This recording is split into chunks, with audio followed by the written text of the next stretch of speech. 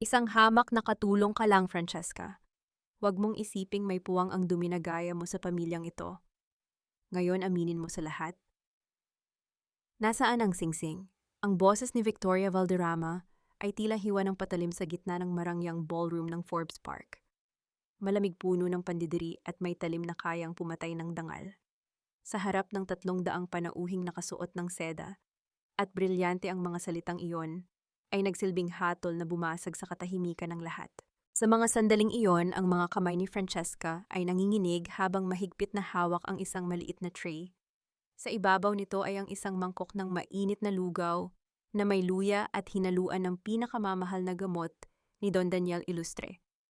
Buong umaga niyang binantayan ang pagpapakulo nito, tinitiyak na ang bawat patak ay magbibigay ng lakas sa matandang itinuring na niyang pangalawang ama.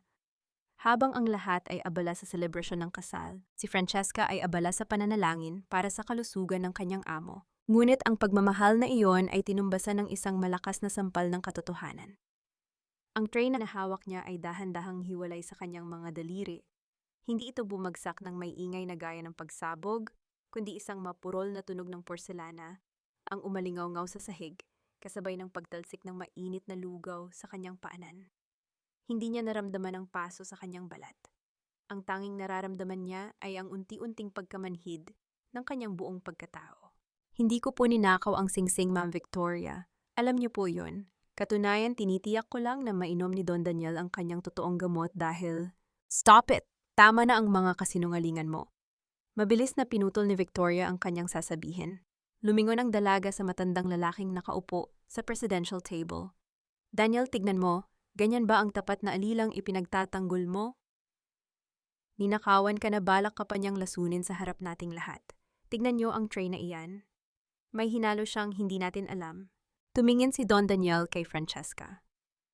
Ang mga matang dati ay puno ng pagtitiwala at init ngayon ay naniningkit sa sakit at pagkabigo. Ang kanyang labi ay nanginginig hindi dahil sa galit, kundi dahil sa isang malalim na sugat ng pagtataksil.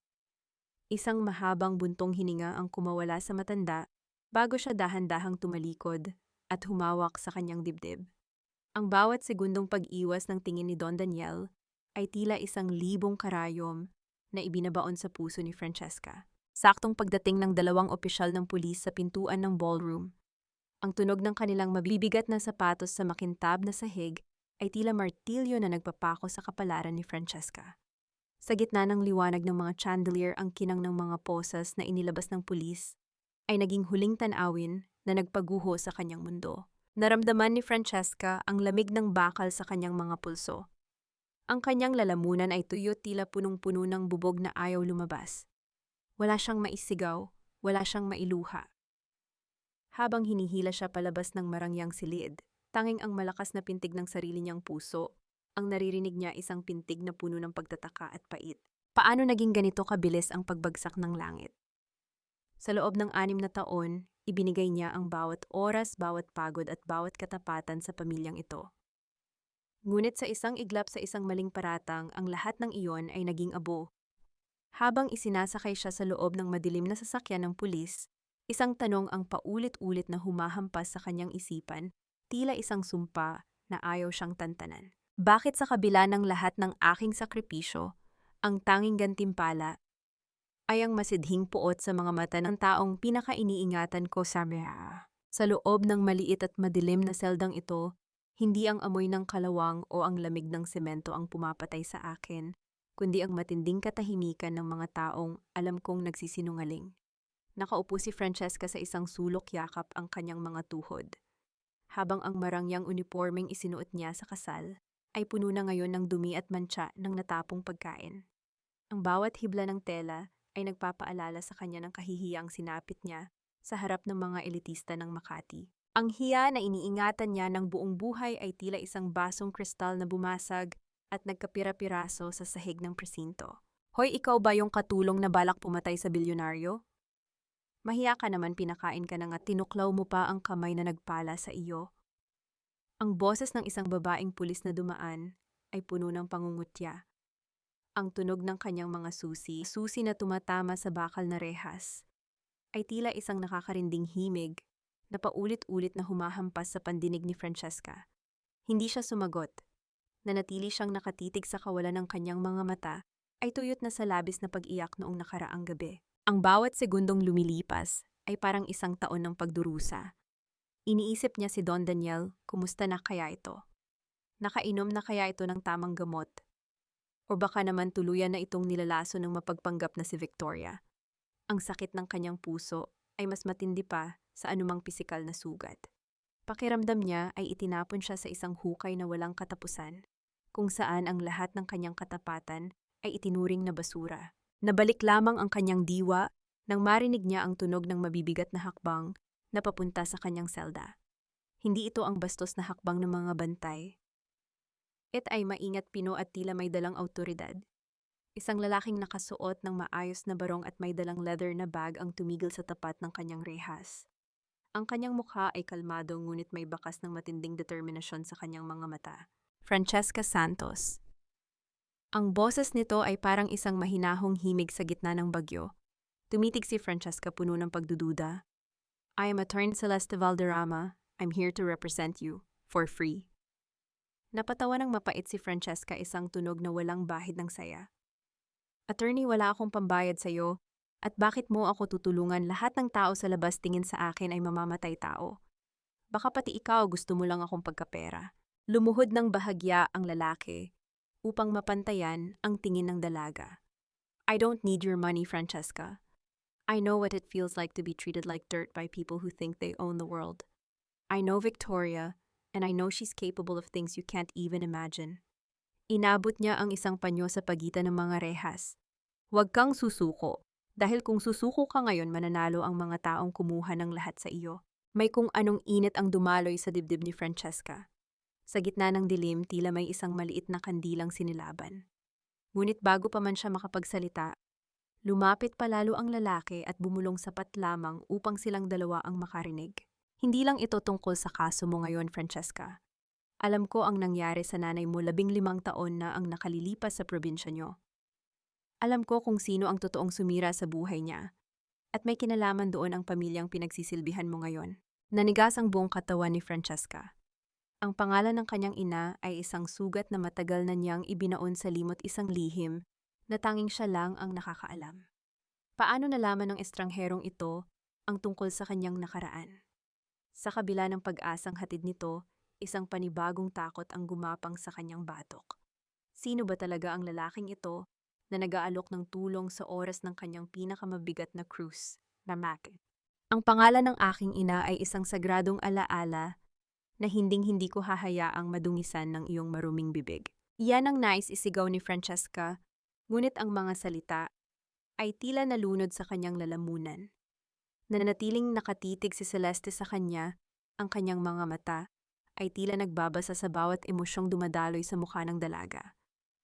Bago pa man makapagtanong pa si Francesca, ang abogado ay tumayo na at nag-iwan ng isang pangakong mas mabigat pa sa anumang hiling.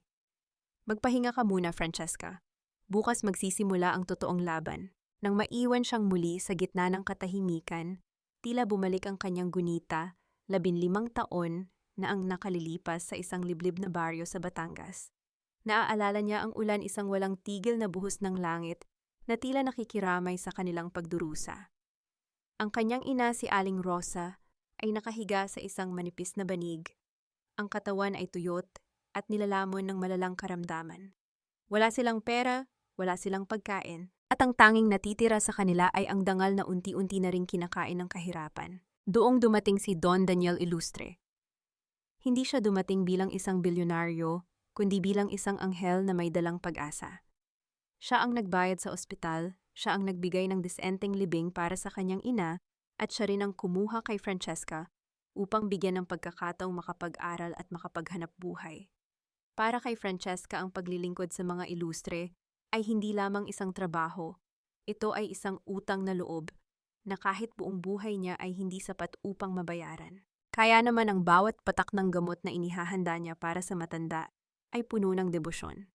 Paano siya nagagawang pagbintangan ng taong mismong nagligtas sa kanya? Ang sakit na ito ay higit pa sa hapdi ng isang sugat. Ito ay isang lason na dahan-dahang sumisira sa kanyang paniniwala sa kabutihan. Nabalik lamang ang diwa ni Francesca nang marinig ang tunog ng mabibigat na sapatos na papalapit. Ang bawat hakbang ay tila isang paghampas ng latigo sa kanyang pandinig. Hindi siya nagkamali. Sa tapat ng kanyang rehas nakatayo ang isang babaeng tila nanggaling sa ibang mundo, si Victoria Valderrama. Suot pa rin nito ang kanyang mamahaling bestida, ngunit ang kanyang mukha ay hindi nakakikitaan ng kagalakan ng isang bagong kasal.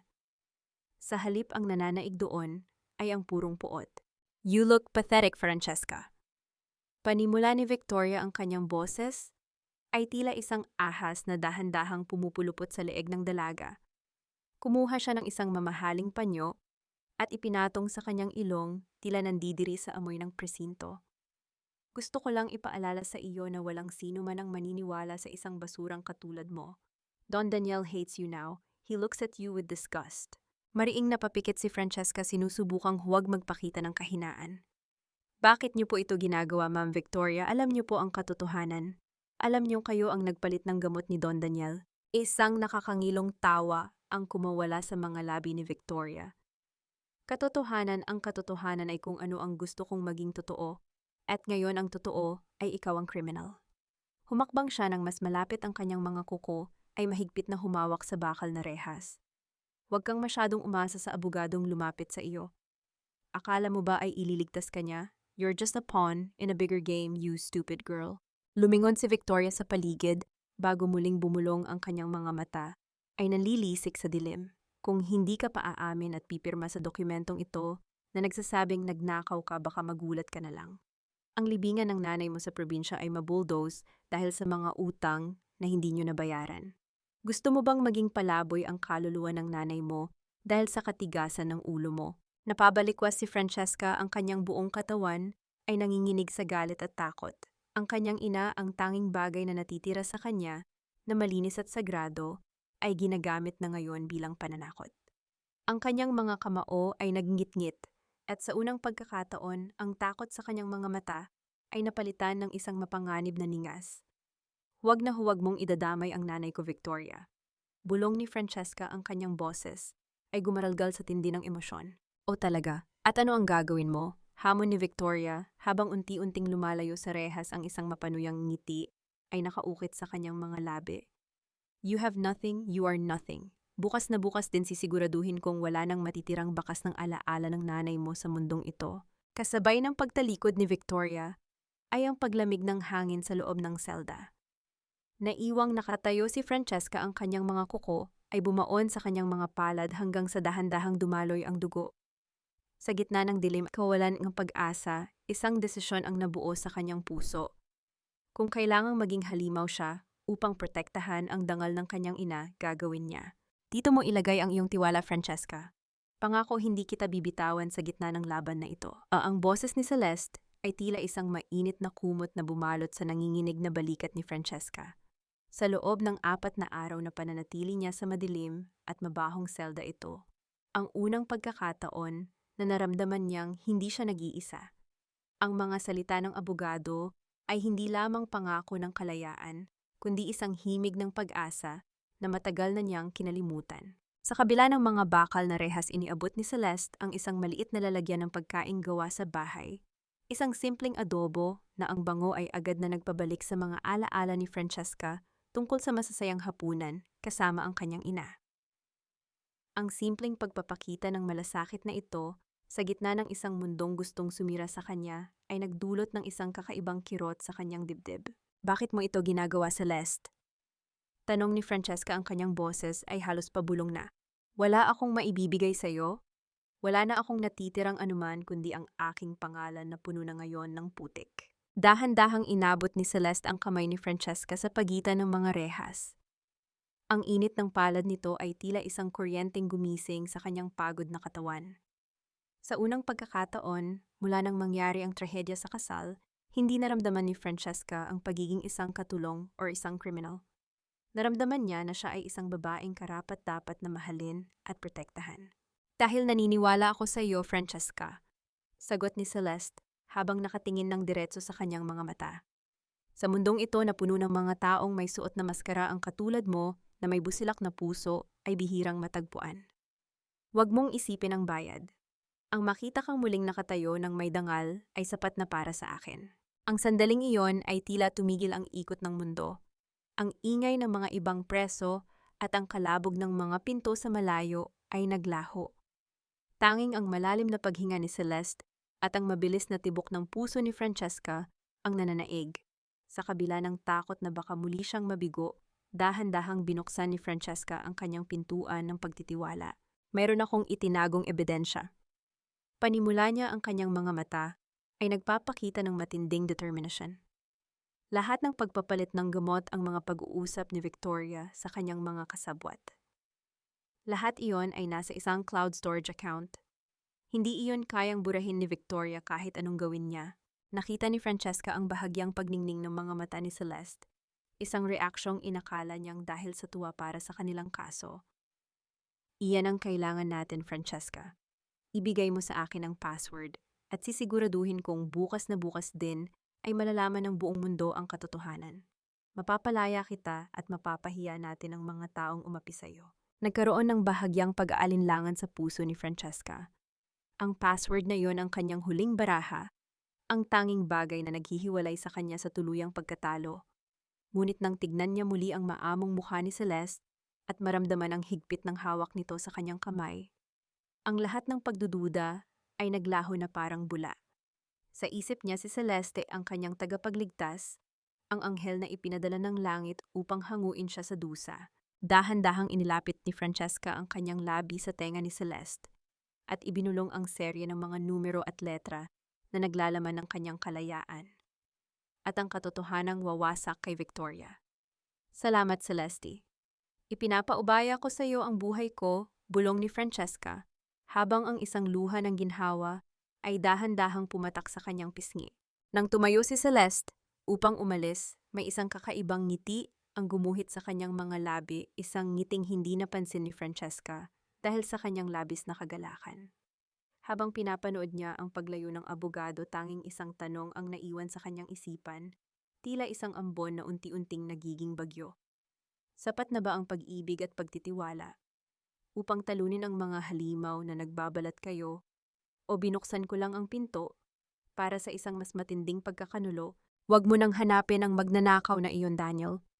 Dahil habang nabubulok siya sa selda, ako lang ang tanging natitira para magligtas sa iyo mula sa kahihiyang idinulot niya. Ang boses ni Victoria ay tila isang malapot at matamis na lason na bumabalot sa silid ni Don Daniel. Sa loob ng marangyang master bedroom sa Forbes Park, ang hangin ay mabigat sa amoy ng mamahaling pabango ni Victoria, na pilit itinatago ang amoy ng gamot at panghihina.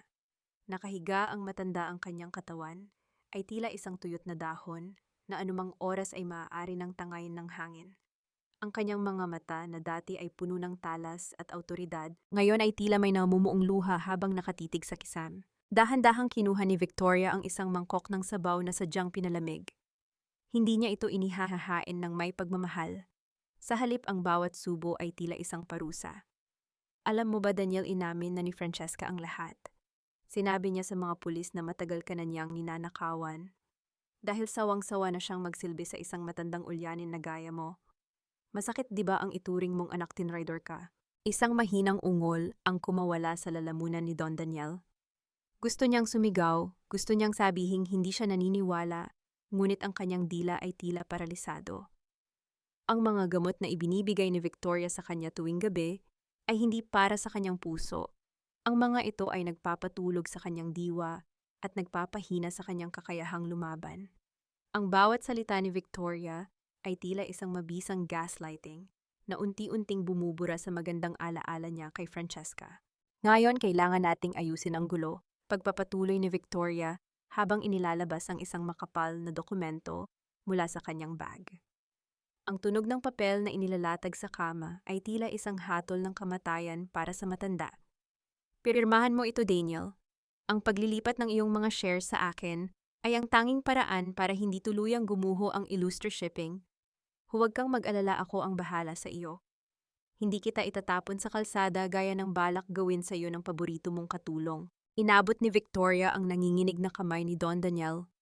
Inipit niya ang isang gintong ballpen sa pagitan ng mga daliri ng matanda at sa pilitan itong iginiit sa dulo ng papel. Ang bawat galaw ni Victoria ay puno ng panggigipit tila isang mangangaso na huling-huli na ang kanyang biktima. Walang magawa ang matanda kundi maramdaman ang lamig ng ballpen sa kanyang balat, habang ang bawat hibla ng kanyang dangal ay unti-unting kinukuha ng babaeng pinakasalan niya sa maling akala. Sa mga sandaling iyon pumasok si Doña Consuelo sa silid. Ang kanyang mukha ay kasing tigas ng bato at ang kanyang mga mata ay walang bakas ng awa para sa kanyang kapatid. Tapos na ba, Victoria? Huwag mong masyadong tagalan ang pagpapakain sa kanya. Sayang ang oras natin. Marami pa tayong dapat asikasuhin sa bangko. Isang mapait na ngiti ang isinagot ni Victoria habang tinitignan ang dokumentong apiro ng pilit na lagda ni Don Daniel. Konting tiis na lang, Mama, kapag tuluyan nang nawala ang sagabal na si Francesca ang bahay na ito at ang buong kumpanya ay sa atin na. Walang sino man ang makakaalam kung ano ang totoong nangyayari sa loob ng mga pader na ito. Nang lumabas ang dalawang babae at isara ang pinto, ang tunog ng lock na pumipitik ay tila isang kumpirmasyon ng pagiging bilanggo ni Don Daniel sa sarili niyang tahanan. Sa gitna ng katahimikan, isang patak ng luha ang dahan-dahang gumulong mula sa mata ng matanda, pababa sa kanyang kulubot na pisngi. Ang kanyang puso ay kumikirot, hindi dahil sa sakit na medikal, kundi dahil sa matinding panghihinayang. Nasa ng hustisya para sa isang taong ang tanging hangad ay magmahal at magtiwala. Mayroon pa bang darating para sagipin siya sa impyernong ito o tuluyan na siyang malilibing sa mga kasinungalingan ng mga taong pinakamalapit sa kanya? Huwag mong pabayaan ang iyong sarili, Francesca. Tandaan mo, hindi natutulog ang Diyos at alam ng mga pader ng mansyon ang tunay na nangyari. Ang mahinang bulong ni Lola Ising ay tila isang himig ng kaligtasan para kay Francesca. Sa kabila ng mahigpit na seguridad at ang panganib na mawala ng trabaho, ang matandang kusinera ng mga ilustre ay naglakas loob na pumunta sa presinto. Bitbit niya ang isang maliit na lalagyan na binalot sa lumang tela, isang mainit na tsampurado na sadyang inihanda para sa dalaga. Sa bawat subo ni Francesca, hindi lamang ang tamis ng tsokolate ang kanyang nalalasahan, kundi ang tamis ng katotohanan na meron pa ring naniniwala sa kanya sa gitna ng lahat ng paninirang puri. Lola Ising, kumusta po si Don Daniel? Tanong ni Francesca, ang kanyang boses ay nanginginig habang pilit na nilulunok ang pagkain. Nakakain na po ba siya ng maayos? Ang gamot niya po nabibigay ba ng tama? Napabuntong hininga ang matanda, ang kanyang mga mata ay puno ng lungkot at takot. Iyon nga ang ikinatatakot ko, iha. Simula nang maikulong ka, bawal nang pumasok ang kahit sino sa silid ni Don Daniel, maliban kay Victoria at sa doktor na siya rin ang kumuha. Nakikita ko si Don Daniel mula sa malayo, tila laging tulala at hindi makakilala. At si Victoria, lalong nagiging mabagsik. Parang kinuha na niya ang buong mansyon. Hinawakan ni Lola Ising ang malamig na kamay ni Francesca sa pagitan ng mga rehas.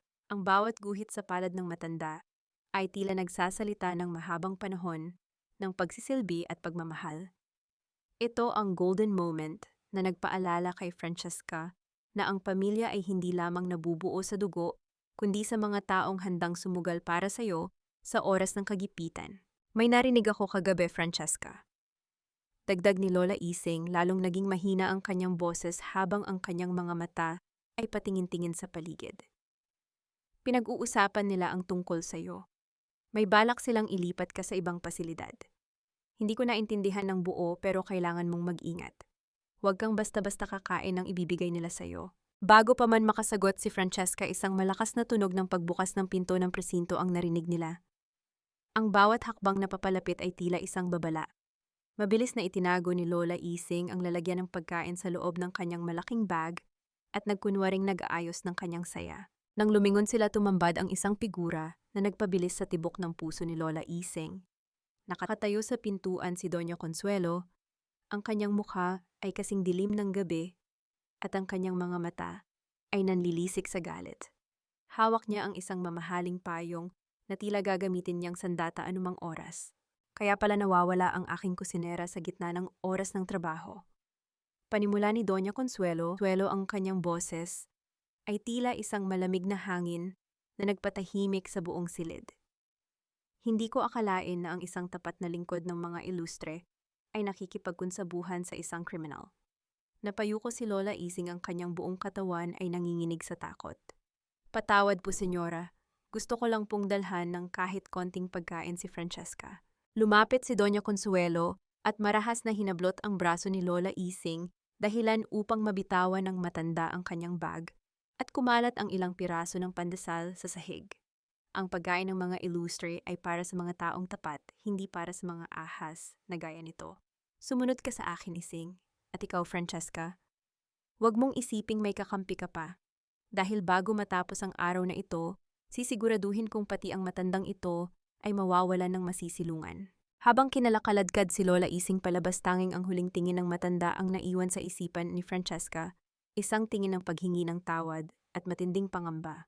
Naiwang mag-isa si Francesca, ang kanyang tsampurado ay malamig na sa kanyang harapan, habang ang bawat segundo ay tila isang dambuhalang alon na nagbabantang lulunod sa kanya ng tuluyan. Meron pa bang matitirang kakampi para sa isang taong ang tanging kasalanan ay ang pagiging tapat? O sadyang napakalakas ng kapangyarihan ng kasamaan para lamunin ang lahat ng liwanag na natitira sa kanyang buhay? Akala ko ikaw ang sagot sa aking mga dalangin, ngunit ikaw pala ang magsisilbing mitya ng aking tuluyang pagkasira. Ang boses ni Francesca ay tila isang hangin na nawalan ng lakas habang nakatayo siya sa labas ng presinto. Hawak niya ang papel ng kanyang pansamantalang paglaya, isang conditional bail, na ayon sa kanya ay bunga ng pagod at malasakit ni Atty. Celeste Valderrama. Sa kabila ng dumi sa kanyang mukha at ang panghihina ng kanyang katawan, ang tanging nagpapatakbo sa kanya ay ang kagustuhang magpasalamat sa lalaking itinuring niyang anghel. Ngunit ang kalayaang ito ay tila isang matamis na pain, isang bitag na sadyang inihanda para sa kanyang tuluyang pagbagsak. Dali-daling nagtungo si Francesca sa isang tahimik at eksklusibong restaurant sa Bonifacio Global City, ang lugar kung saan sinabi ni Celeste na magkikita sila para pag-usapan ang susunod na hakbang. Habang papalapit siya sa isang pribadong silid sa dulo ng pasilyo, ang kanyang puso ay naglalakbay sa pagitan ng kaba at kagalakan. Sa isip niya, ito na ang simula ng paglilinis sa kanyang pangalan. Nabalik lamang ang kanyang ulirat nang marinig niya ang isang pamilyar na tawa mula sa likod ng bahagyang nakabukas na pinto. Isang tawa na tila mga kristal na nagbabasagan ang tawa ni Victoria Valderrama. Dahan-dahang sumilip si Francesca, ang kanyang hininga ay tila tumigil sa pagdaloy. Doon sa loob ng marangyang silid nakaupo si Celeste sa tapat ni Victoria. Wala na ang maamong mukha ng abogadong nag-alok ng tulong sa presinto. Ang kanyang postura ay kampante at ang kanyang mga mata ay nagniningning sa isang uri ng katusuhan na hindi kailanman nakita ni Francesca. "Good job, Celeste," ani Victoria, habang inilalabas ang isang makapal na envelope mula sa kanyang Hermes na bag. Inilapag niya ito sa ibabaw ng mesa at ang tunog ng pagtama ng pera sa kahoy ay tila isang sampal sa mukha ni Francesca. "Nakuha mo ba ang kailangan natin?" Isang mapait na ngiti ang isinagot ni Celeste habang binubuksan ang kanyang laptop. "Everything, the password, the cloud account, and every single video she recorded. I've already wiped it clean, Victoria. Wala nang kahit isang pixel ng ebidensya ang natira laban sa'yo. Francesca is now officially a woman with nothing but her own hallucinations." Naramdaman ni Francesca ang matinding panlalamig ng kanyang mga kamay. Ang bawat salita ni Celeste ay tila isang kutsilyong dahan-dahang ibinaon sa kanyang likuran. Ang lalaking pinagkatiwalaan niya ng kanyang buhay, ang lalaking pinag-alayan niya ng kanyang mga lihim, ay siya rin palang kukuha ng huling baraha na mayroon siya. Ang kilig na naramdaman niya noong mga nakaraang araw ay napalitan ng isang malapot at madilim na puot. Hindi na nakapagpigil si Francesca. Itinulak niya ang pinto ng malakas at ang tunog ng pagtama nito sa dingding ay tila isang paggising sa mga halimaw sa loob. Nanlaki ang mga mata ni Victoria, ngunit mabilis din itong napalitan ng isang mapang-uyam na ngiti. Si Celeste naman ay nanatiling nakaupo, tila inaasahan na ang sandaling ito. "Celeste, bakit?" Ang tanging lumabas sa bibig ni Francesca, ang kanyang boses ay puno ng pait at pagkasira. Tumayo si Celeste at dahan-dahang inayos ang kanyang suit.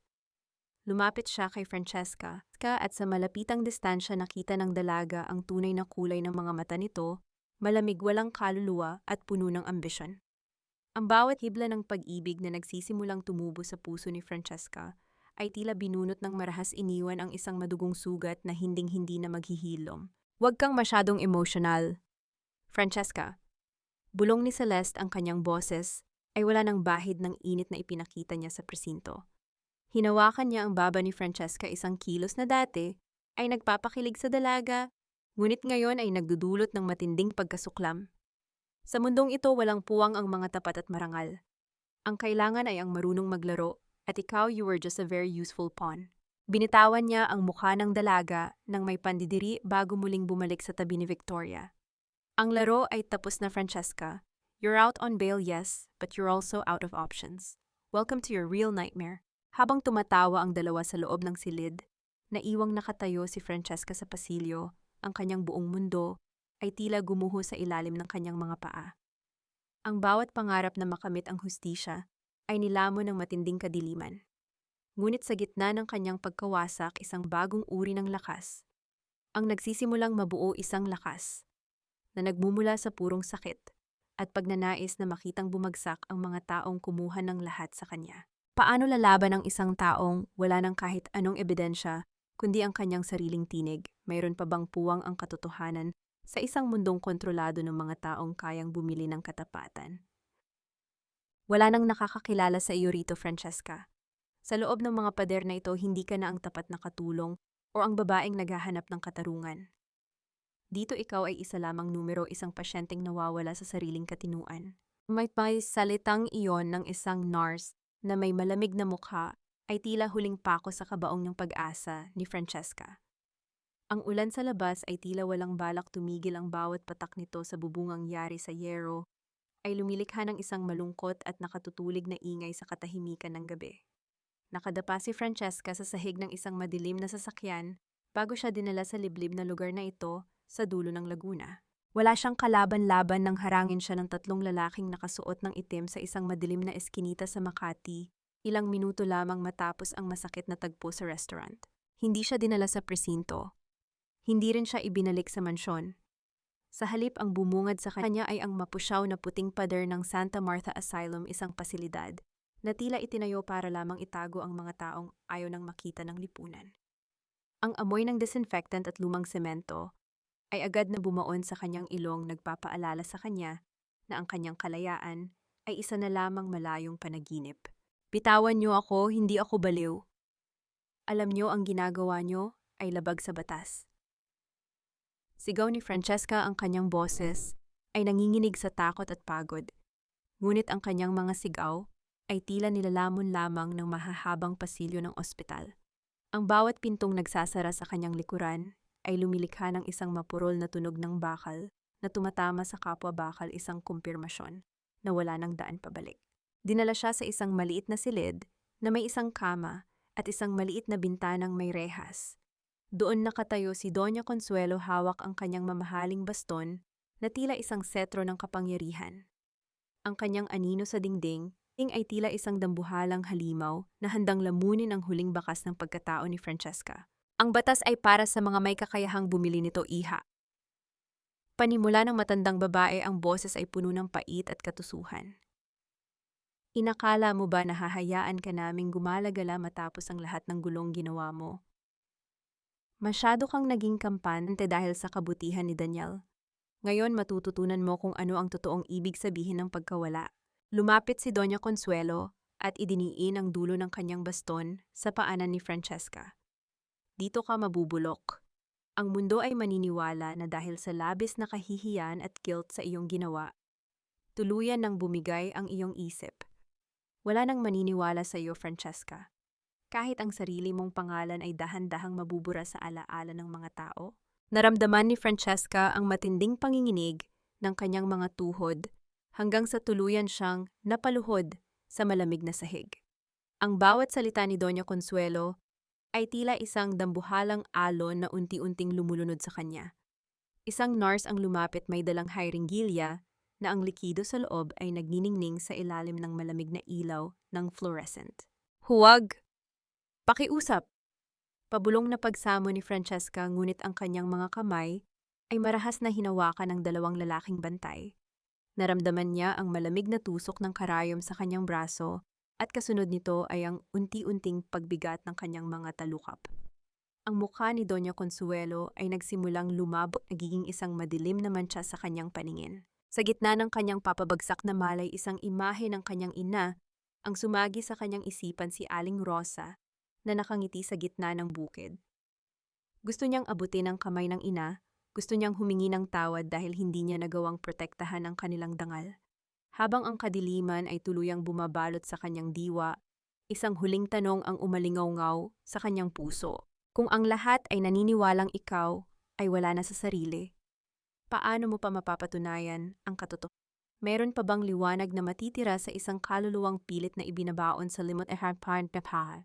Dito sa loob, ang pinakamasakit na kalaban ay hindi ang mga nurse o ang mga pader, kundi ang sarili mong alaala na dahan-dahang kinakain ng gamot. Yan ang mga salitang paulit-ulit na naririnig ni Francesca sa kanyang isipan habang nakatitig siya sa mapusyaw na puting kisame ng Santa Martha Asylum. Ang bawat pagkurap ng kanyang mga mata ay tila isang mabigat na paghatak sa pagitan ng realidad at ng malapot na panaginip na idinudulot ng mga gamot na ipinipilit sa kanya. Isang linggo na ang lumipas mula nang dalhin siya rito, at ang bawat araw ay tila isang walang katapusang siklo ng pagtulog at pagkamulagat sa gitna ng kadiliman. Nabalik lamang ang kanyang diwa nang marinig niya ang tunog ng pag-ikot ng susi sa pintuan. Ang bawat pag-atungal ng bakal na tumatama sa kapwa-bakal ay tila isang babala na oras na para sa kanyang bitamina. Pumasok ang isang nurse na may malamig na tingin, bitbit ang isang maliit na baso ng tubig at isang pirasong tabletang kulay asul. Inumin mo na ito, Francesca, para hindi ka na laging balisa. Utos ng nurse. Ang boses ay walang anumang bakas ng habag. Pinilit ni Francesca na igalaw ang kanyang tuyot na labi. Kinuha niya ang gamot at isinubo ito, ngunit sa isang mabilis at sanay na pagkilos, itinago niya ito sa ilalim ng kanyang dila. Uminom siya ng tubig at ipinakita sa nurse ang kanyang walang laman na bibig. Nang sumara ang pinto at muling bumalik ang katahimikan, dali-dali niyang iniluwa ang tableta sa ilalim ng kanyang kama, kung saan mayroon ng isang maliit na bunton ng mga hindi na inom na gamot. Ito ang kanyang lihim na laban. Alam niyang kung hahayaan niyang malunod ang kanyang isip sa chemical na iyon, tuluyan na niyang makakalimutan ang mukha ni Don Daniel, ang kataksilan ni Celeste, at ang katarungang dapat niyang makuha.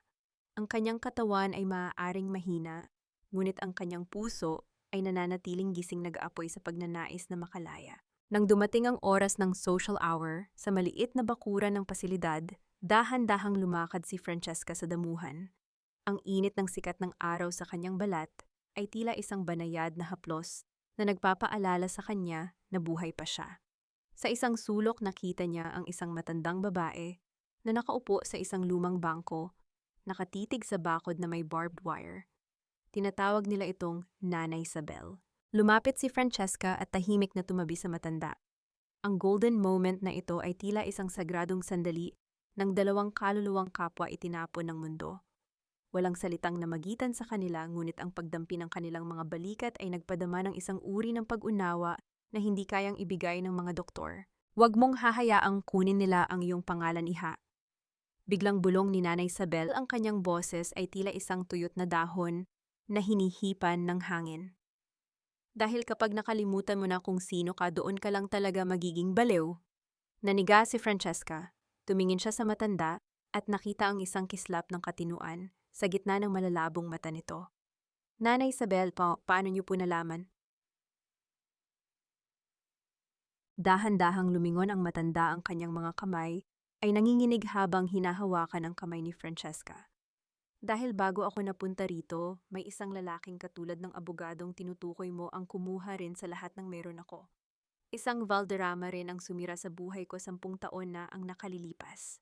Ang tibok ng puso ni Francesca ay tila isang tambol na nagpapabilis sa kanyang hininga. Inilabas ni Nanay Isabel ang isang maliit at kupas na litrato mula sa loob ng kanyang gulanit na bulsa. Isang litrato ng isang batang lalaki na may pamilyar na ngiti, ang nangiti ni Celeste. Siya ang aking anak na kinuha nila, patuloy ni Nanay Isabel, habang ang isang luha ay dahan-dahang gumulong sa kanyang kulubot na pisngi. Ang anak kong pilit nilang ginawang halimaw. Naramdaman ni Francesca ang matinding panginginig sa kanyang buong pagkatao. Ang bawat piraso ng puzzle ay tila nagsisimula ng magtagpi-tagpi. Si Celeste ay hindi lamang isang taksil na abogado, siya ay isang biktima rin ng sistemang binuo ni Victoria at Doña Consuelo. Isang lihim na higit pa sa pera at kapangyarihan ang unti-unting lumalabas sa gitna ng kadiliman ng asylum. Habang hinihila na sila ng mga NARS pabalik sa loob, isang kaisipan ang tila isang kidlat na tumama sa isip ni Francesca. Kung malalaman niya ang buong katotohanan sa likod ng pagkatao ni Celeste, baka ito na ang susi para sirain ang alyansa ng mga Valderrama mula sa loob. Ngunit paano siya makakakuha ng impormasyon kung ang bawat galaw niya ay binabantayan? Sa gitna ng mahabang pasilyo, nakita ni Francesca ang isang nakabukas na pitaka ng isang NARS sa ibabaw ng mesa. Sa loob nito ay nagniningning ang isang maliit na susi at isang cellphone. Ang panganib ay abot kamay na niya at ang bawat segundong pag-aalinlangan ay tila isang pagkakataong nawawala sa hangin. Lalakad ba siya ng diretso patungo sa kanyang silid o susugal siya para sa isang huling pagkakataong makaugnay sa labas? Ang katotohanan ay tila isang matalim na bubog, masakit hawakan ngunit kailangang dumanas ng hapdi upang makita ang buong larawan. Sa ilalim ng malabong ilaw ng pasilyo ng ospital, ang mga salita ni Nanay Isabel ay tila isang sumpa na dahan-dahang nagbibigay linaw sa kadilimang bumambalot kay Francesca. Nakaupo sila sa isang sulok ng silid-aklatan ng asylum, isang lugar na bihira ng puntahan ng mga NARS. Ang amoy ng lumang papel at alikabok ay nagsisilbing saksi sa isang lihim na itinago ng mahabang panahon. Si Celeste, hindi siya Valderrama sa dugo, Francesca. Bulong ni Nanay Isabel, ang kanyang mga kamay ay mahigpit na nakahawak sa braso ng dalaga. Siya ay isang ilustre. Siya ang anak ni Don Daniel sa akin noong kabataan niya. Isang pagkakamaling pilit na ibinaon ng pamilyang iyan, ngunit hindi kailanman nakalimutan ng tadhana. Naramdaman ni Francesca ang matinding panginginig ng kanyang buong pagkatao. Ang bawat piraso ng puzzle ay tila nagsasama-sama sa isang nakakasulasok na paraan. Kaya pala ganoon na lamang ang pait sa mga mata ni Celeste nang banggitin ang pangalan ni Don Daniel. Kaya pala madali siyang nakuha ni Victoria dahil ginamit ng babaeng iyon ang galit ng isang anak na inabandona. Natagpuan siya ni Victoria 10 taon na ang nakalilipas. Pagpapatuloy ng matanda, ang kanyang boses ay puno ng pait. Pinaniwala niya si Celeste na si Don Daniel ang nag-utos na ipakulong ako rito para mabura ang anumang bakas ng aming nakaraan. Ginamit niya ang pag-ibig ng anak sa ina para gawin si Celeste na isang sandata. Pero ang totoo, si Victoria, siya ang kumuha sa akin, siya ang nagbayad para itago ako rito. Ang pagkaunawang ito ay tila isang dambuhalang alon na humampas kay Francesca. Ang lalaking akala niya ay tagapagligtas niya ay biktima rin pala ng isang masalimuot na kasinungalingan. Si Celeste ay naghihiganti sa maling tao at si Victoria ang tunay na kumukontrol sa lahat ng mga tau-tauhan sa larong ito. Ito, kunin mo ito, ani Nanay Isabel, habang may kinukuha mula sa loob ng kanyang gulanit na unan. Isang maliit at kinakalawang na susi ang inilagay niya sa palad ni Francesca. Ito ang susi sa isang lumang cabinet sa dulo ng pasilyo ng mga staff. Doon ko itinago ang mga lumang sulat ni Daniel bago ako tuluyang dinala rito. Iyan ang patunay na minahal niya kami at iyan ang magpapatunay na si Victoria ang nag-imbento ng lahat ng puot ni Celeste. Ang golden moment nap ito ay tila isang paglilipat ng sulo. Ang susi sa palad ni Francesca ay hindi lamang gawa sa bakal. Ito ang kanyang huling pag-asa para makuha ang tiwala ni Celeste at gibain ang pader ng kasinungalingan ni Victoria. Ngunit ang bawat hakbang patungo sa cabinet na iyon ay isang hakbang patungo sa panganib. Nabalik lamang ang kanyang diwa nang marinig ang tunog ng mabibigat na hakbang ng mga security guard sa labas ng pintuan. Bilisan mo na, iha. Huwag kang magpapahuli, manbabala ni Nanay Isabel bago ito bumalik sa kanyang pagkakaidlip, tila isang matandang walang anumang malay. Dahan-dahang lumabas si Francesca, ang bawat pintig ng kanyang puso ay tila isang tambol na nagbabanta sa kanyang katahimikan. Sa gitna ng dilim, nakita niya ang anino ng cabinet sa dulo ng pasilyo. Ngunit bago pa man niya maisuot ang susi sa trangka, isang malamig na boses ang narinig niya mula sa kanyang likuran, isang boses na hinding-hindi niya malilimutan. Anong ginagawa mo rito, Francesca? Akala ko ba ay tuluyan na kaming nagtagumpay sa pagpapatahimik sa'yo? Lumingon ang dalaga at nakita ang isang figurang nakatayo sa ilalim ng malamig na ilaw ng emergency light. Hindi ito isang nurse at hindi rin ito si Doña Consuelo. Ito ay si Celeste, ang kanyang mga mata ay nanlilisik sa pagdududa habang hawak ang isang dekuryenteng baton. Paano nalaman ni Celeste ang tungkol sa kanyang kinaroroonan sa oras na ito? At ano ang gagawin ni Francesca ngayon na ang lalaking dapat niyang baguhin ay siya ring lalaking handang pumatay sa kanyang huling pagkakataon? Ang pinakamahirap ng bilangguan ay hindi ang gawa sa semento at bakal, kundi ang mga kasinungalingang pilit nating pinaniniwalaan upang bigyang matwid ang ating galit. Tumayo si Francesca ng tuwid sa harap ni Celeste, kahit na ang kanyang mga tuhod ay nanginginig sa takot at ang lamig ng gabi ay humahagupit sa kanyang manipis na uniforme. Ang dekuryenteng baton sa kamay ni Celeste ay naglalabas ng isang mahinang ugong isang babala ng panganib na nagmumula sa lalaking dati niyang pinagkatiwalaan. Ngunit sa pagkakataong ito, hindi yuko ang ulo ni Francesca. Ang kanyang mga mata ay nag-aapoy sa isang uri ng katotohanan na kayang tumunaw kahit sa pinakamatigas na yelo. Nandito ka ba para tapusin ang sinimulan ni Victoria Celeste? O nandito ka dahil natatakot kang malaman ang totoo?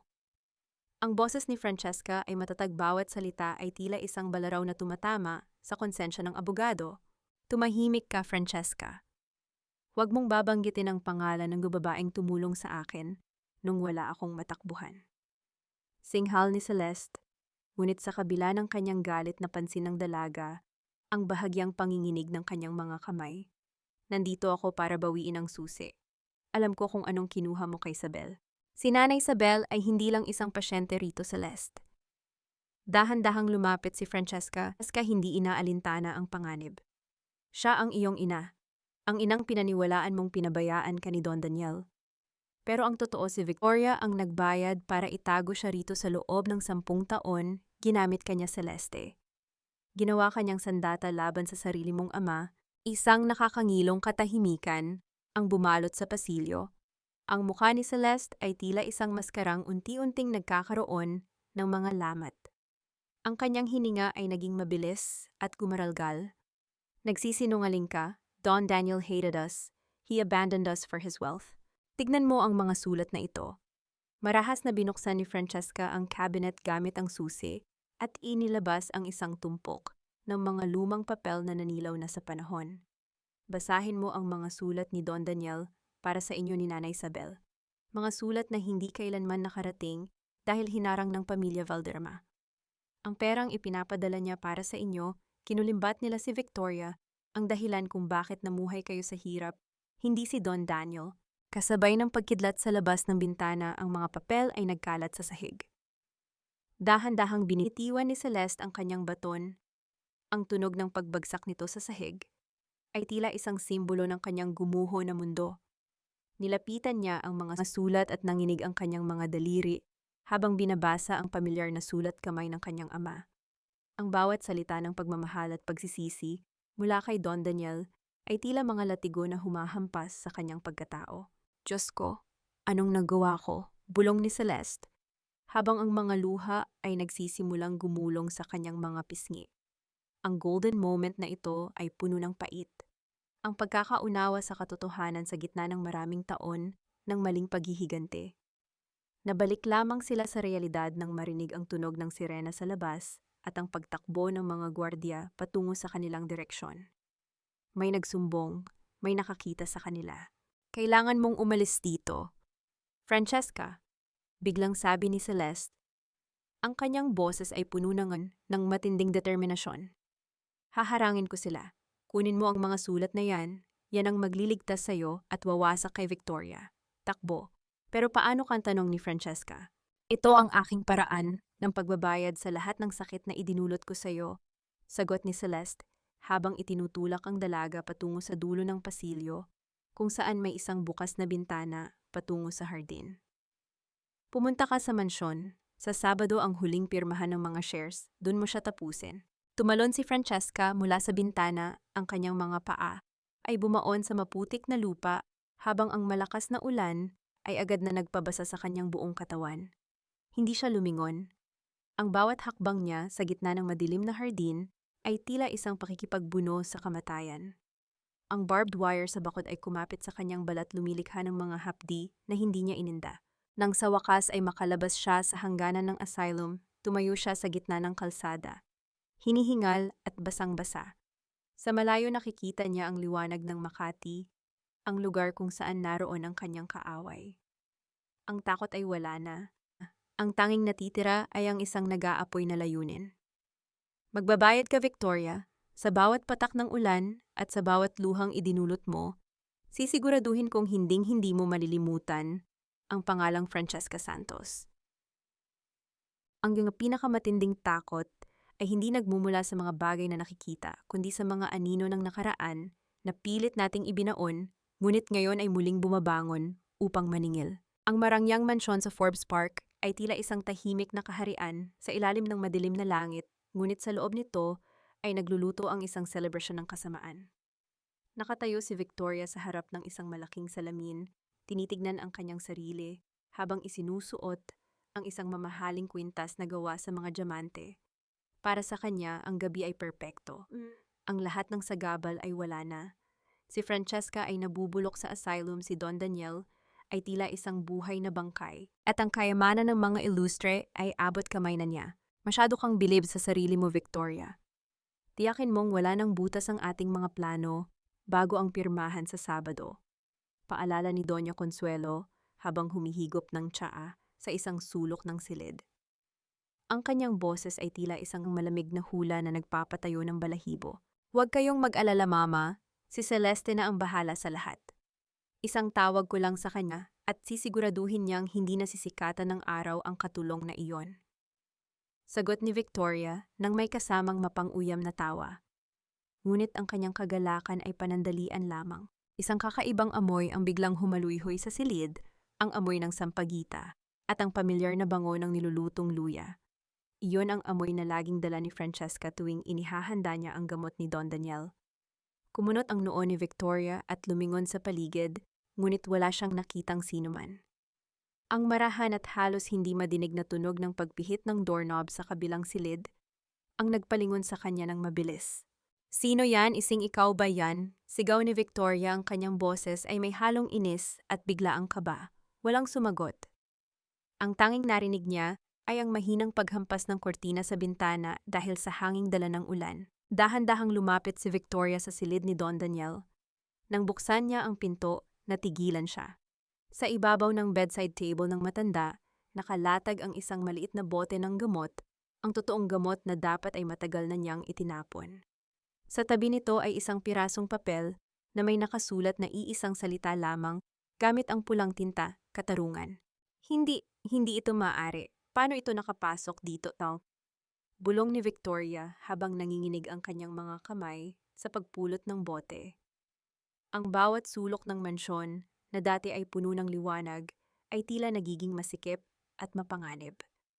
Pakiramdam niya ay may mga matang nakatingin sa kanya mula sa bawat anino, mga matang puno ng puot at paniningil. Sa labas sa ilalim ng malaking puno ng akasya na nakaharap sa bintana ni Don Daniel, nakatayo ang isang figura. Basang-basa ng ulan ang kanyang buhok ay nakadikit sa kanyang maputlang mukha at ang kanyang mga mata ay naniningning sa gitna ng dilim. Si Francesca ay hindi na ang maamong katulong na madaling saktan. Ang kanyang presensya ay tila isang multo na bumalik mula sa kabilang mundo upang bawiin ang lahat ng ninakaw sa kanya. Hindi siya pumasok upang pumatay. Pumasok siya upang simulan ang isang mas matinding uri ng pagpapahirap, ang pagpapahirap ng konsensya, at ang pagtatanim ng takot sa puso ng mga taong akalang sila ang hari at reyna ng mundong ito. Mabilis na tumalikod si Victoria upang tawagan ang mga security guard, ngunit nang muli siyang tumingin sa salamin, nakita niya ang isang anino sa kanyang likuran. Isang anino na may hawak na pamilyar na tray ng gamot. Sa sobrang gulat na bitawan ni Victoria ang kanyang mamahaling pabango at ang tunog ng pagbasag ng bote sa sahig ay tila isang hudyat ng pagsisimula ng kanyang sariling wakas. Francesca, bulong ni Victoria, ang kanyang mukha ay kasing puti na ng papel. Ngunit nang lumingon siyang muli, wala na ang anino. Ang tanging natitira ay ang malamig na hangin at ang amoy ng luya na tila nanunuot sa kanyang buong pagkatao. Ang laro ng pusa at daga ay nagsimula na, at sa pagkakataong ito ang daga ay may dala ng lason na sadyang inilaan para sa pusang naging kampante sa kanyang tagumpay. Meron pa bang matatakbuhan ng isang taong ang sarili niyang mansyon ay naging isang kulungan ng kanyang mga kasalanan? O sadyang ito na ang simula ng isang gabi na hinding-hindi matatapos para kay Victoria Valderrama. Ang pinakamatamis na pag-asa ay hindi matatagpuan sa liwanag, kundi sa gitna ng kadiliman kung kailan ang lahat ay tila iniwan ka na ngunit may isang kamay na dahan-dahang hahaplos sa iyong balikat. Sa gitna ng masukal na hardin ng mansyon, kung saan ang mga anino ng mga puno ay tila mga bantay na walang kibo gumagapang si Francesca patungo sa pintuan ng kusina. Ang kanyang bawat paghinga ay maingat tila natatakot na pati ang hangin ay magsumbong sa kanyang presensya. Ang amoy ng basang lupa at ang lamig ng ulan ay hindi na niya iniinda. Ang tanging mahalaga ay ang matapat na pusong naghihintay sa kanya sa loob. Nabalik lamang ang kanyang lakas nang marinig niya ang mahinang himig ng isang dasal mula sa loob ng madilim na kusina. Alam niya ang boses na iyon. Iyon ang boses ni Lola Ising, ang matandang kusinera na tanging nanatiling tapat sa gitna ng bagyo. Dahan-dahang kumatok si Francesca, tatlong mahihina at maingat na katok na tila isang lihim na koda sa pagitan ng dalawang magkaalyado. Nang bumukas ang pinto, ang nanlalabing liwanag mula sa loob ay tumama sa maputlang mukha ni Francesca. Nabitawan ni Lola Ising ang hawak niyang rosaryo, ang tunog ng mga butil na tumama sa sahig ay tila isang munting ulan ng pasasalamat. Walang salitang lumabas sa bibig ng matanda, kundi isang mahigpit na yakap na puno ng pangungulila at takot.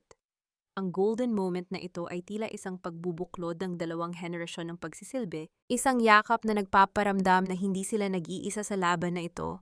Iha, akala ko ay tuluyan ka na nilang pinatay. Bulong ni Lola Ising habang hinahaplos ang maruming mukha ni Francesca. Ang sabi ni Victoria, ikaw daw ay nasa mental at hindi na makakabalik. Pero gabi-gabi akong nagdarasal na sana ay gumawa ang langit ng paraan. Lola, kailangan ko pong makita si Don Daniel. Kumusta na po siya? Tanong ni Francesca, ang kanyang mga mata ay nanunuri sa bawat sulok ng kusina. Unti-unti nang bumabalik ang kanyang lakas, Francesca.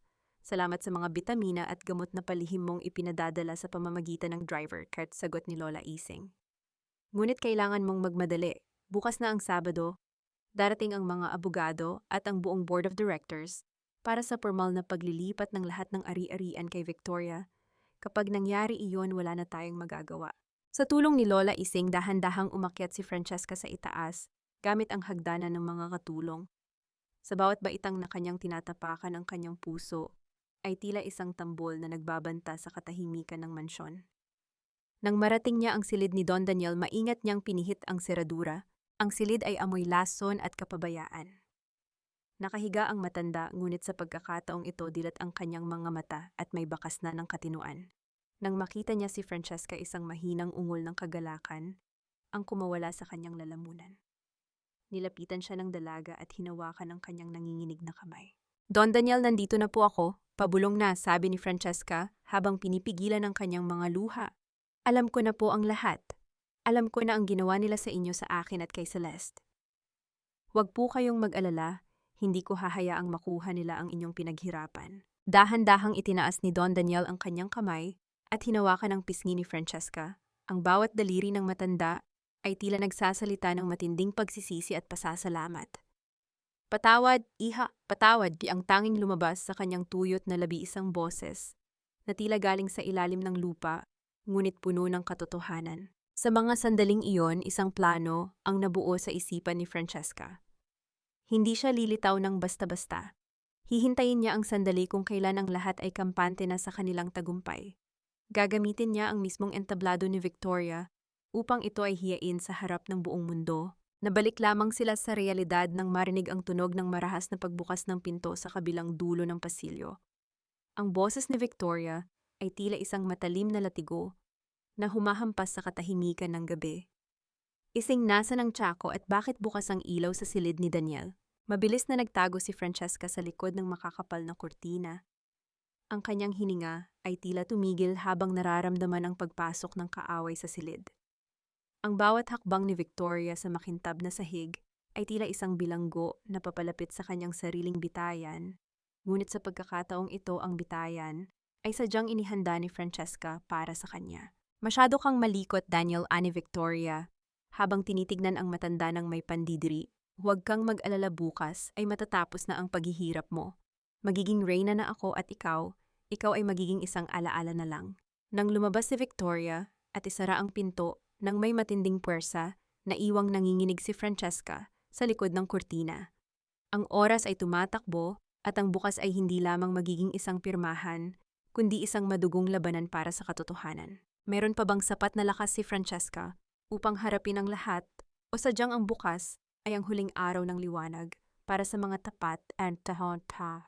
Ang kasamaan ay madalas na nagbibihis ng kabutihan upang lalong maging masakit ang bawat sugat na idudulot nito sa mga taong nalinlang. Ang ballroom ng isang sikat na hotel sa Bonifacio Global City ay nagniningning sa ilalim ng mga dambuhalang chandelier na tila mga bituin sa gitna ng kadiliman. Sa loob ng silid na ito, ang bawat sulok ay puno ng mga taong ang suot ay nagkakahalaga ng milyon-milyon, ngunit ang mga puso ay tila tuyot na kalsada sa gitna ng tag-init. Ito ang gabi ng Victoria Valderrama Foundation, isang huwad na pagpapakita ng kawanggawa na sadyang idinisenyo upang tabunan ang baho ng kanyang mga kasalanan. Nakatayo si Victoria sa gitna ng entablado, ang kanyang suot na gown na kulay puting-puti ay tila isang simbolo ng kawalang malay. Ang bawat pag-islap ng mga kamera ng media ay tila isang kumpirmasyon ng kanyang tagumpay. Sa tabi niya nakaupo si Don Daniel sa isang wheelchair. Ang kanyang mukha ay walang emotion, ngunit ang kanyang mga mata ay nananatiling nakatitig sa kawalan.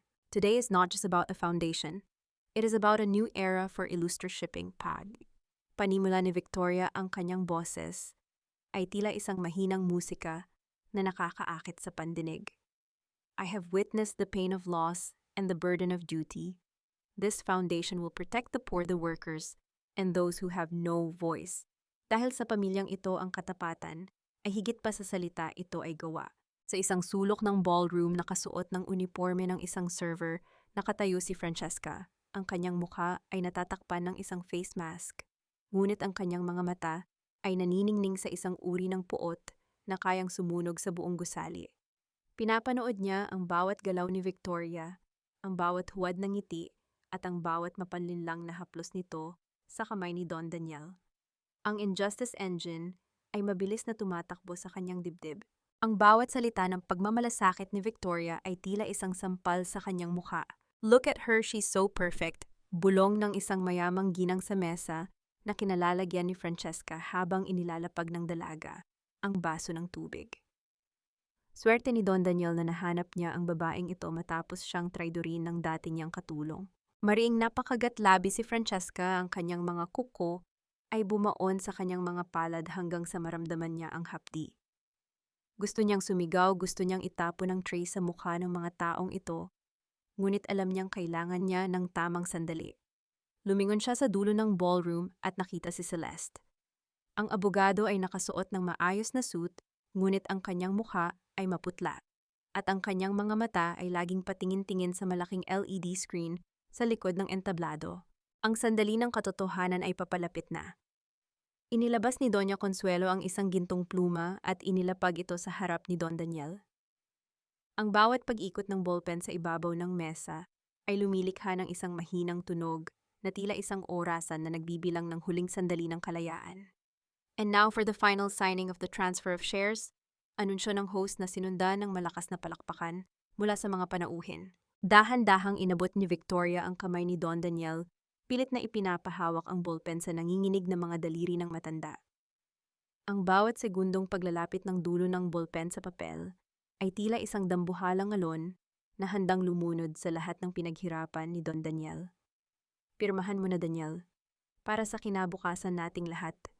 Bulong ni Victoria, sapat lamang upang marinig ng matanda. Sa kanyang mga mata makikita ang isang uri ng katusuhan na tila isang ahas na handang manuklaw. Ngunit bago pa man dumampi ang tinta sa papel, ang malaking LED screen sa likod nila ay biglang nag-iba ng kulay. Ang masayang video ng mga bata at mahihirap ay napalitan ng isang madilim at malabong imahe ng isang silid sa hospital. Ang tunog ng static mula sa mga speakers ay tila isang babala ng isang darating na bagyo. Nanigas si Victoria.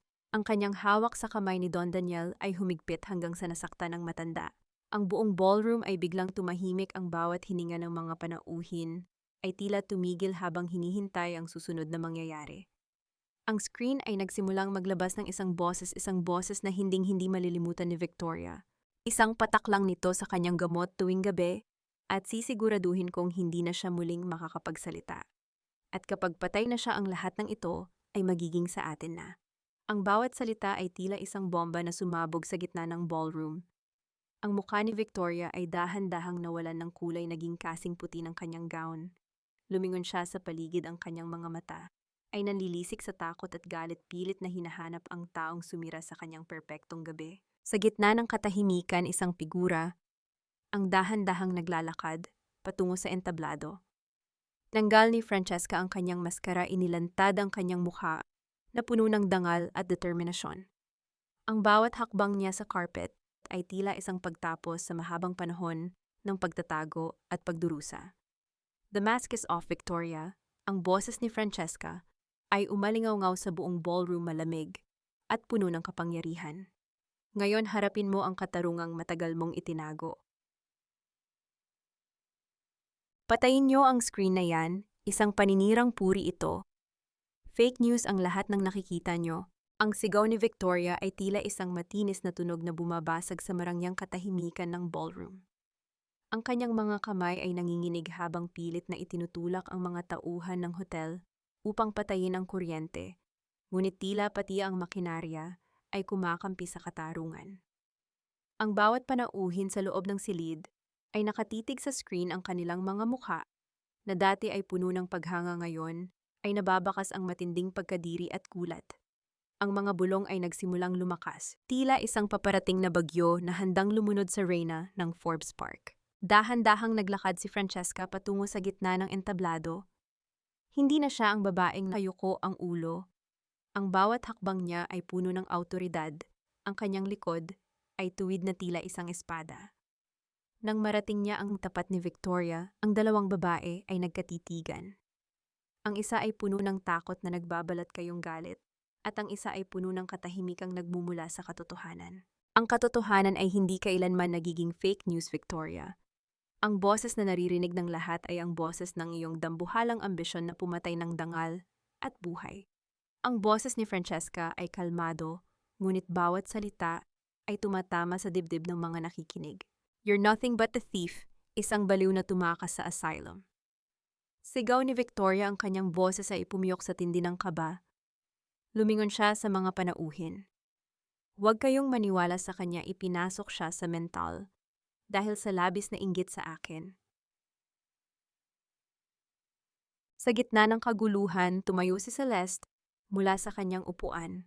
Hawak niya ang isang makapal na folder na naglalaman ng mga orihinal na dokumento mula sa asylum at ang mga sulat ni Don Daniel na itinago ni Victoria. Lumakad siya patungo sa entablado at tumayo sa pagitan ni Francesca at Victoria. Ang kanyang mukha ay puno ng matinding pagsisisi. Tama na, Victoria. Ani Celeste, ang kanyang boses ay malalim at puno ng pait. I was your accomplice because I believed your lies. Pinaniwala mo ako na ang tatay ko ang sumira sa buhay ng nanay ko. But you were the one who kept her prisoner for 10 years. You used my pain to destroy an innocent woman. Isang malakas na singhap ang umalingaw-ngaw sa buong ballroom. Ang pag-amin ni Celeste ay tila huling pako sa kabaong ni Victoria. Lumingon si Victoria kay Doña Consuelo, humihingi ng saklolo, ngunit ang matanda ay dahan-dahang tumalikod at nagkunwaring walang kinalaman sa nangyayari.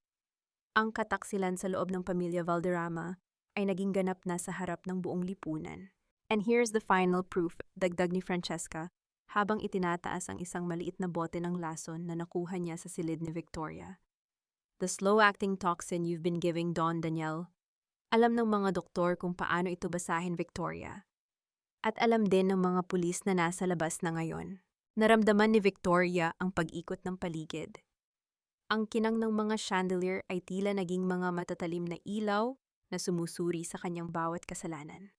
Ang hiya na pilit niyang iniwasan ay tila isang dambuhalang kumunoy na lumalamon sa kanya sa harap ng lahat ng taong gusto niyang hangaan siya. Sa isang desperadong kilos, sinunggaban ni Victoria ang dokumento ng transfer of shares at pilit itong pinunit. Ang tunog ng napupunit na papel ay tila isang huling hininga ng kanyang pangarap. Akin ang lahat ng ito, hindi niyo ako matatalo. Ako si Victoria Valderrama. Ngunit bago pa man siya makagawa ng iba pang hakbang, ang tunog ng pagbukas ng malaking pinto ng ballroom ang nagpatigil sa lahat. Ang mga opisyal ng National Bureau of Investigation ay pumasok ang kanilang mga uniforme ay tila isang simbolo ng pagtatapos ng gabi ng mga anino. Ang cliffhanger view hindi ang pagpasok ng mga pulis, kundi ang biglang pagtayo ni Don Daniel mula sa kanyang wheelchair. Ang matanda na inakala ng lahat na mahina at walang malay ay dahan-dahang lumakad patungo kay Victoria. Ang bawat hakbang niya ay may bigat ng 1,000 pait.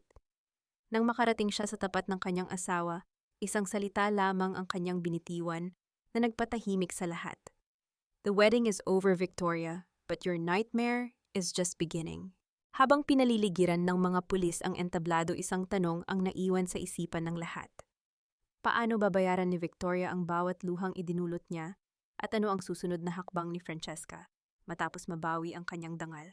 Ang bawat pangarap na itinayo mo sa ibabaw ng luha ng iba ay tila isang tore ng buhangin, isang hampas lang ng katotohanan, tuluyan itong guguho at lalamunin ka. Sa gitna ng kaguluhan sa ballroom, si Victoria ay tila isang hayop na nasuklol sa kanto. Ang kanyang mga mata ay nanlilisik, ang kanyang maayos na buhok ay nagsimula ng magulo at ang kanyang hininga ay puno ng desperasyon. Nang makita niya ang mga pulis na papalapit ang kanyang katuwiran, ay tuluyan ng naglaho. Sa isang mabilis at marahas na galaw, itinaas niya ang kanyang kamay upang lapatan ng isang malakas na sampal si Francesca. Wala kang karapatang hiyain ako. Isang katulong ka lang. Sigaw ni Victoria, ang kanyang boses ay tila isang matinis na tunog na bumabasag sa katahimikan. Ngunit bago pa man dumampi ang palad ni Victoria sa pisngi ng dalaga, naramdaman niya ang matigas at bakal na hawak ni Francesca sa kanyang pulso. Ang tunog ng paghinto ng kamay ni Victoria sa hangin ay tila isang hudyat na ang panahon ng pananakit ay tapos na. Hinawakan ni Francesca ang braso ni Victoria ng may lakas na nagmumula sa 6 na taon ng pagtitiis at pang-aapi. Ang kamay na ito ay dapat na naglilingkod, hindi nananakit. Pero dahil hindi mo alam kung paano gamitin ang iyong biyaya, ako na ang magtuturo sa iyo kung saan ka nararapat. Ang boses ni Francesca ay malamig, walang bakas ng galit kundi purong katarungan. Sa isang dambuhalang kilos na hindi inaasahan ng sino man, hinila ni Francesca si Victoria patungo sa gitna ng entablado kung saan nakatayo ang 5 palapag na wedding cake, isang obra maestra ng asukal at puting kem na simbolo sana ng matamis na tagumpay ni Victoria. Ang bawat dekorasyong bulaklak sa cake ay tila nanunukso sa bawat kasalanang ginawa ng babae. Gamit ang kanyang buong lakas, itunulak ni Francesca ang mukha ni Victoria ng pasubasob sa malambot at malapot na icing ng cake. Ang tunog ng paglubog ng mukha ni Victoria sa matamis na tumpok ay tila isang pagbagsak ng lahat ng kanyang karangyaan. Ang bawat palapag ng cake ay dahan-dahang gumuho, bumabalot sa kanyang mamahaling gown at sa kanyang buong pagkatao. Ang puting kem ay kumalat sa kanyang mga mata, sa kanyang ilong, at sa kanyang mga labing dati ay puno ng mapang-uyam na salita. Nanatiling nakatitig ang lahat ng panauhin, ng kanilang mga bibig ay nakanganga sa tindi ng eksenang nasasaksihan. Ang reyna ng Forbes Park ay nakalubog ngayon sa putik ng kanyang sariling kasabikan. Isang larawan ng matinding kahihiyan na hindi na kailanman mabubura ng anumang pera. Iyan ang lasa ng iyong mga kasalanan, Victoria. Matamis sa simula pero nakakasuka kapag lumabas na ang katotohanan. Bulong ni Francesca habang binibitiwan ang pagkakahawak sa babae. Dahan-dahang tumayo si Victoria. Ang kanyang mukha ay hindi na makilala dahil sa kapal ng icing at mga pira-pirasong tinapay. Gusto niyang sumigaw, gusto niyang lumaban, ngunit ang tanging lumabas sa kanyang bibig ay isang mahina at nakakaawang hikbi. Sa mga sandaling iyon, lumapit ang mga opisyal ng NBI. Ang malamig na tunog ng posas na pumipitik sa kanyang mga pulso ay tila huling hatol ng langit. Victoria Valderrama, you are under arrest for attempted murder and multiple fraud charges. Anunsyo ng opisyal, ang kanyang boses ay walang anumang emosyon. Lumingon si Victoria kay Doña Consuelo, ngunit ang matandang babae ay pinusasan na rin ng isa pang opisyal. Ang ironclad cause-effect chain ay naging ganap na. Ang bawat desisyong ginawa nila ay humantong sa sandaling ito ng paghuhukom. Nabalik lamang ang atensyon ng lahat kay Don Daniel. Dahan-dahan siyang lumapit kay Francesca, ang kanyang mga mata ay basang-basa ng luha. Hinawakan niya ang mga kamay ng dalaga, ang mga kamay na nagligtas sa kanya mula sa kamatayan. Ang golden moment una ito ay puno ng matinding emosyon, isang paghingi ng tawad na hindi kailangan ng salita. Iha, ibinalik mo ang aking buhay. Bulong ni Don Daniel ang kanyang boses ay nanginginig sa pasasalamat. Ngunit sa gitna ng tagumpay na ito, isang anino ang dahan-dahang umaalis sa ballroom. Si Selt, ang lalaking nagbigay ng huling ebidensya, ay tumalikod na at handa nang harapin ang kanyang sariling kapalaran. Lumingon si Francesca at nakita ang malungkot na ngiti ng abogado bago ito tuluyang lumabas ng pinto patungo sa sasakyan ng mga pulis upang sumuko rin sa kanyang mga nagawang pagkakamali. Ang cliffhanger ay hindi ang pagdakip sa mga kontrabida, kundi ang biglang paglapit ng isang hindi kilalang lalaki kay Francesca sa gitna ng kaguluhan. Inabot nito ang isang itim na envelope na may tatak ng Pamilya Ilustre na hindi pamilyar sa dalaga. Hindi pa tapos ang lahat, Francesca. Ang totoong may-ari ng mansyon ay parating na. Sino ang lalaking ito? At anong bagong panganib ang dala ng lihim na ito sa kapayapaang kapira-piraso pa lamang na nabubuo ni Francesca? Ang bawat bagyong humahagupit sa ating buhay ay may dalang aral at sa paghupa ng ulan ang tanging naiiwan ay ang mga bagay na may tunay na halaga, ang dangal ang pag-ibig at ang katotohanang hindi kailanman mabubura. Nakatayo si Francesca sa gitna ng ballroom na unti-unti nang nababawasan ng tao. Hawak niya ang itim na sobrang ibinigay ng hindi kilalang lalaki. Ang kanyang mga kamay ay nanginginig pa rin hindi dahil sa takot, kundi dahil sa pagod ng kanyang kaluluwa na tila ngayon pa lamang naglalabas ng lahat ng dusa. Ang lalaking nag-abot ng sobre ay dahan-dahang lumapit muli, tinanggal ang kanyang sombrero at nagpakilala bilang si Attorney Mateo Mendez, ang tunay at matapat na abogado ng mga ilustre na matagal nang itinago ni Victoria sa ibang bansa upang hindi makagulo sa kanilang mga plano. Ito ang huling habilin ng asawa ni Don Daniel bago siya pumanaw, Francesca. Panimula ni Attorney Mendez, ang kanyang boses ay puno ng paggalang. Sa dokumentong ito nakasaad na sakaling malagay sa panganib ang buhay ni Don Daniel, ikaw ang itinalagang tagapangalaga ng lahat ng ari-arian ng Pamilya Ilustre. Alam ng yumaong senyora ang iyong katapatan mula pa noong una. Hindi ka lang naging katulong, ikaw ang naging bantay ng kanilang tahanan. Isang matinding katahimikan ang bumalot sa paligid. Ang bawat salita ng abogado ay tila isang mabisang gamot na nagpapahilom sa lahat ng sugat na tinamo ni Francesca. Ang pagkilalang ito na nagmula pa sa nakaraan ay ang huling piraso ng katarungang kailangan niya upang tuluyang makatayo ng may taas noo. Ang hiya na ipinilit sa kanya ay tuluyan ng naglaho na palitan ng isang ningning na hindi kayang tapatan ng anumang alahas sa loob ng ballroom. Lumingon si Francesca kay Don Daniel. Ang matanda ay nakatitig sa kanya, ang mga mata ay puno ng luha at pagmamalaki. Dahan-dahang lumapit ang dalaga at lumuhod sa harap ng wheelchair ng matanda. Hinawakan niya ang mga kamay nito, ang bawat daliri ay tila nagsasalita ng isang bagong simula. Tapos na po, Don Daniel. Malinis na po ang ating pangalan. Bulong ni Francesca, ang kanyang boses ay gumaralgal sa tindi ng emosyon. Salamat, anak, ang tanging tugon ng matanda. Ang tawag na yon ay tila isang dambuhalang alon ng kaligayahan na bumaha sa puso ni Francesca. Sa loob ng 6 na taon, ang tanging hangad niya ay mapabilang at mapahalagahan. At sa gabing ito, ang pangarap na iyon ay naging isang buhay na realidad. Nabalik ang atensyon ng lahat sa labas ng hotel.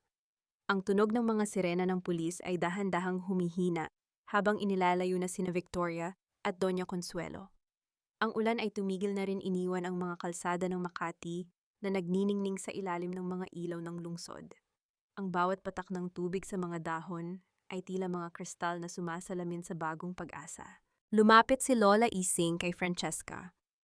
Bit-bit ang isang baso ng tubig at isang mainit na panyo. Ang golden moment na hat ay puno ng pagmamahal. Ang matandang kusinera ay walang tigil sa paghaplos sa likod ng dalaga, tila tinitiyak na hindi ito isang panaginip. Ang katarungan ay parang sikat ng araw, iha. Maaaring matakpan ng ulap pero hinding-hindi ito mawawala. Sa dulo ng gabi, bago tuluyang lisanin ang ballroom, tumingin muli si Francesca sa salamin. Ang babaeng nakikita niya ay hindi na ang katulong na nakayuko at sunod-sunuran. Ang nakikita niya ay isang babaeng matatag, isang alpha survivor na dumaan sa apoy ngunit lumabas, na mas matibay at mas makinang. Ang kanyang buhok ay maayos na, ang kanyang mukha ay maliwanag at ang kanyang mga mata ay wala ng bakas ng pait. Habang naglalakad sila palabas ng hotel, patungo sa naghihintay na sasakyan na magdadala sa kanila pabalik sa mansyon, isang mansyon na ngayon ay tunay na nilang tahanan, isang huling anino ang tumigil sa malayo. Si Celeste mula sa loob ng sasakyan ng pulis ay tumingin sa huling pagkakataon kay Francesca. Isang tahimik na tanggo ng paggalang at pamamaalam ang namagitan sa kanila bago tuluyang umandar ang sasakyan patungo sa bilangguan. Ang huling kabanata ng kanilang pakikibaka ay natapos na, ngunit ang kwento ng muling pagbangon ni Francesca Santos ay nagsisimula pa lamang. Mayroon pang mga pangarap na dapat tuparin. Mayroon pang mga taong dapat tulungan. At mayroon pang buhay na dapat ipagdiwang sa piling ng mga taong tunay na nagmamahal sa kanya.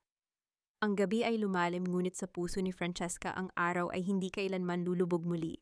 Ang katarungan ay hindi lamang ang pagpaparusa sa mga nagkasala, kundi ang paghilom ng mga sugat na idinulot ng nakaraan at ang pag-usbong ng isang bagong pag-asa sa gitna ng mga guho ng ating buhay. Isang taon ang mabilis na lumipas mula nang maganap ang malagim na gabi sa ballroom ng Bonifacio Global City. Ngayon ang mansyon sa Forbes Park ay hindi na amoy lason at kapabayaan. Sa halip ang hangin ay puno ng bango ng mga sariwang bulaklak at ang masayang huni ng mga ibon sa malawak na hardin. Ang bawat pader na dati ay saksi sa mga bulong ng kataksilan ay napalitan na ng mga larawan ng tawanan at pagmamahalan. Nakatayo si Francesca Santos sa balkonahe, tinitignan ang paglubog ng araw na nagbibigay ng ginintuang kulay sa buong lungsod. Hindi na siya ang katulong na may suot na uniforme. Suot niya ang isang eleganteng silk blouse, ang kanyang buhok ay malayang hinahampas ng hangin, at ang kanyang mga mata ay nagniningning sa kapayapaan. Sa loob ng isang taon, pinamunuan niya ang Fundación de Francesca ng may buong puso. Ang bawat katulong manggagawa at mahirap na dumanas ng pang-aapi ay nakahanap ng tahanan at katarungan sa ilalim ng kanyang pamamahala. Iha, nakahanda na ang merienda sa baba. Hinihintay ka na ng iyong ama. Ang boses ni Lola Ising ay tila isang himig ng katatagan. Ang matandang kusinera ay hindi na lamang empleyado, siya na ang tumatayong tagapangalaga ng lahat sa mansyon at ang bawat putahing kanyang iniluluto ay puno na ngayon ng tunay na pagmamahal. Ngumiti si Francesca at dahan-dahang bumaba patungo sa hardin. Doon nakaupo si Don Daniel sa isang gazebo, mukhang malakas at puno ng buhay. Ang kanyang wheelchair ay hindi na isang bilangguan, kundi isang trono ng karunungan. Kasama niya si Nanay Isabel na tuluyan na ring nakalabas sa asylum at ngayon ay namumuhay ng mapayapa sa ilalim ng pangangalaga ng pamilya ilustre. Ang dalawang matanda ay nag-uusap ng masaya, isang golden moment na nagpapatunay na ang pagpapatawad ay may kapangyarihang magdugtong ng mga pusong matagal na nagkahiwalay. Kumusta ang foundation, Francesca? Tanong ni Don Daniel habang hinahawakan ang kamay ng dalaga. Lumalago po ito, Tay. Marami na tayong natutulungang mga kababaihan. Nagaya ko noon mga taong may dangal pero walang boses. Sagot ni Francesca ng may pagmamalaki. Nabalik ang usapan tungkol sa mga taong nasa likod na ngayon ng mga rehas. Si Victoria Valderrama at Doña Consuelo ay nananatiling nabubulok sa kulungan. Ng kanilang mga araw ay puno ng pagsisisi at ang matinding kahihiyang dala ng kanilang mga pangalan. Samantala si Celeste ay patuloy na nagsisilbi ng kanyang parusa ng may kababaang loob.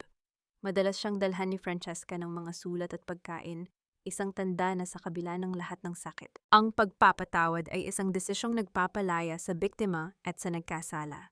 Napatawad mo na ba sila ng buo, Iha? Tanong ni Nanay Isabel habang nakatingin sa malayo. Huminga ng malalim si Francesca, ang kanyang boses ay naging seryoso ngunit puno ng liwanag.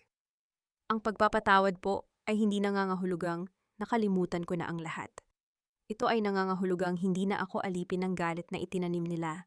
Malaya na ako, Nanay Isabel.